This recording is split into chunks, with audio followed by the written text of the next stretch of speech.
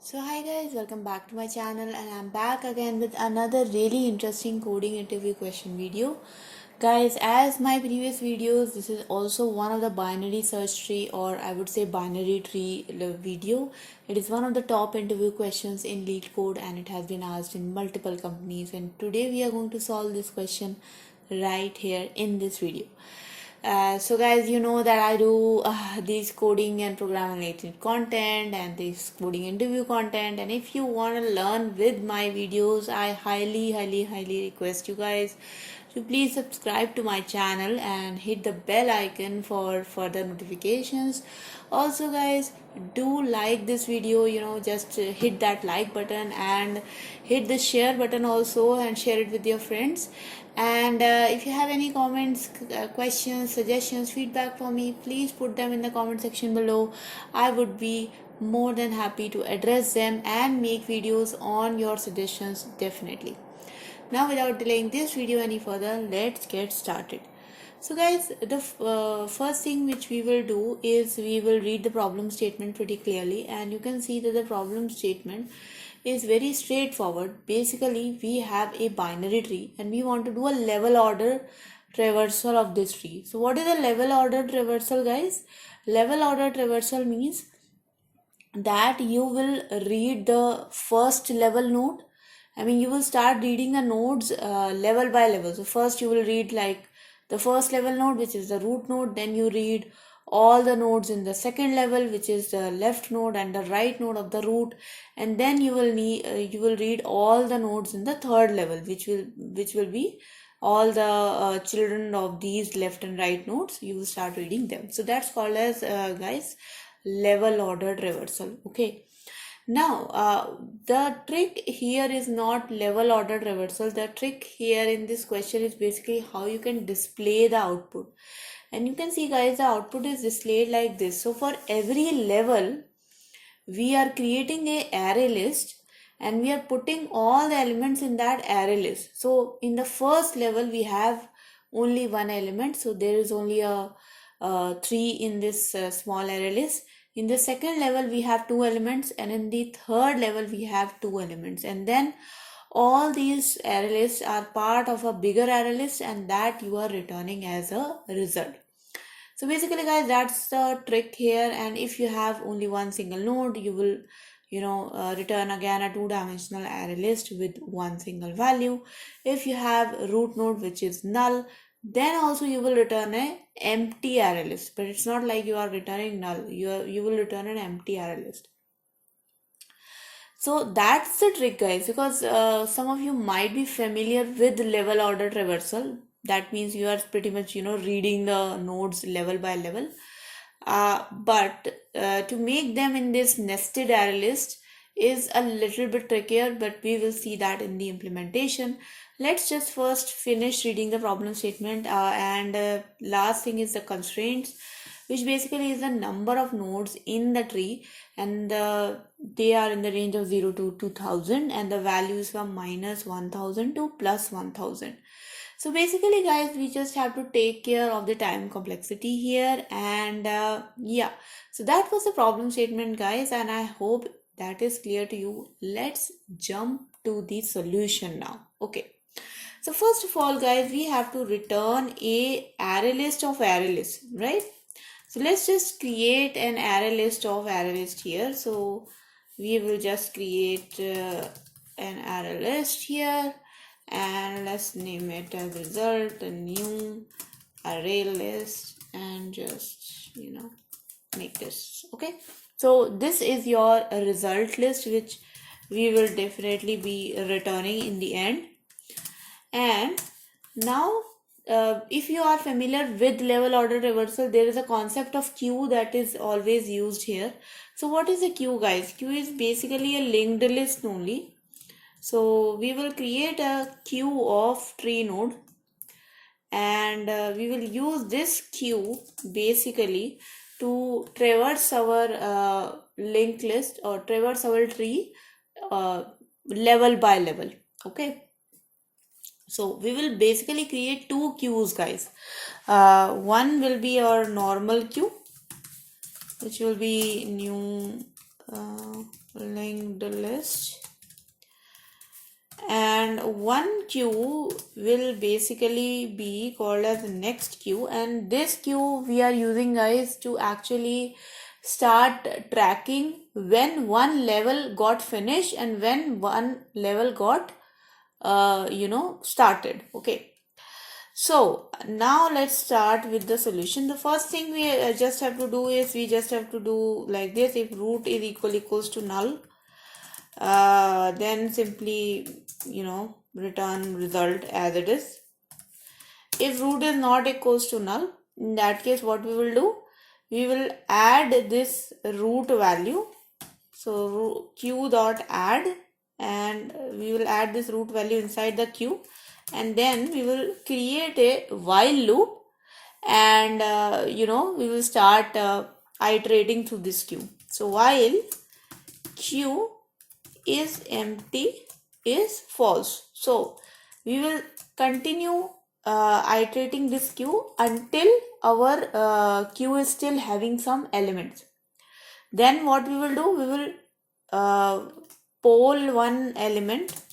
So node becomes equals to queue, and what this poll function does, it basically removes the first element from the queue.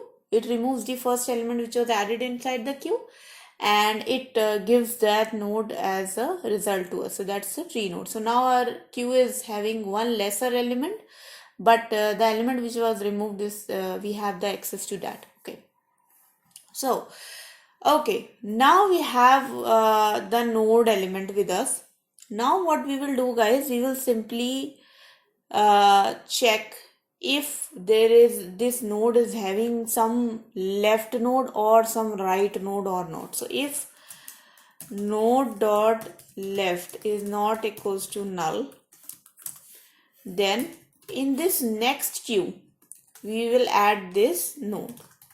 So next dot add node dot left, and if node dot right is also not equals to null, then we will add this node dot right also inside the next node. Another thing, guys, that we will create one list of integer here, which we can call as values, new array list. And what we will do, in this new array list, we will be adding the node value.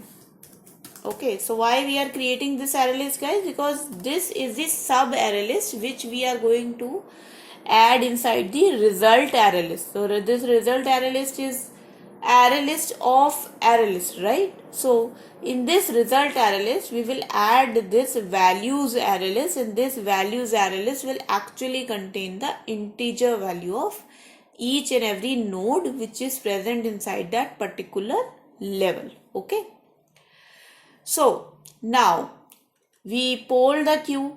If the queue we got the node, if node is having some left value, we added that in our next queue. If node is having some right node, we added that in our next array list, and in the values we added the actual value of the node. Now we will check if our queue is actually empty. Okay, so if queue is actually empty, if queue has become empty, then what we will do, we will simply assign the next queue. So this next queue is actually holding the values of the next level. Okay, so we will assign the next queue to the actual original queue, and at this point of time, because my queue is empty, it basically means that we have traversed all the nodes in a particular level. So that means that my values array list is basically containing all the node values inside a particular level. So now, because that level is completely traversed, we can add the values array list inside the result, and we will also initialize it again with a empty array list, so that we can start storing inside it all the next level nodes. And at the same time, we will also reinitialize the next queue, because now we are going to traverse the next level, and that's why we will need to store the left right nodes of the next level nodes. So we will also initialize next as well. So q becomes equals to next. We added the resultances, initialize values again, initialize next again, and finally if let's suppose if next is also empty, if next array list is also empty, at that point of time queue will remain empty and this loop will finally break, and in the end when we will return the result, it will be actually containing an array list of array list, and the sub array list will be having nodes of each and every level. So now I have run the code, guys. Okay, sorry, there is an error here. I apparently forgot to add a semicolon. Next dot add, okay, here. Sorry guys for this. And now let's run the code again and let's see if this works or not. And it works, guys. You can see that my answer exactly matches the expected answer. So let's just submit this code, guys, and let's see if the submission is accepted. And it is accepted. So if you see the details here, you can see that there were 34 test cases, all of them were passed. The runtime and the memory usage both are acceptable, and this is how we can solve level order traversal, guys. So if you are not asked to actually create this array list of array list, you just want to read the tree as a level order traversal, in that case you don't have to do this step. Basically you can just skip this entire step, and instead of adding the node dot left and node dot right in the next queue, you can directly add that in your original queue. And if you when you will like completely read the entire queue, at that time you would have traversed your tree in a level order manner. Okay, so that's called as level order traversal, guys, and that was the video about, and I hope you guys actually learned something from it. You became a little bit better with your coding practice, and I hope you enjoyed the video, guys. I again request you all to please do subscribe to my channel, hit the bell icon for further notifications. Also give this video a big thumbs up and share it with your friends as well. Put down in the comment section all your questions, feedback, comments, suggestions, anything you want to say to me. Guys, I put here videos every day, Monday to Friday, about coding or programming related content. And that was all, guys. Thank you so much for watching. Until next time, bye bye.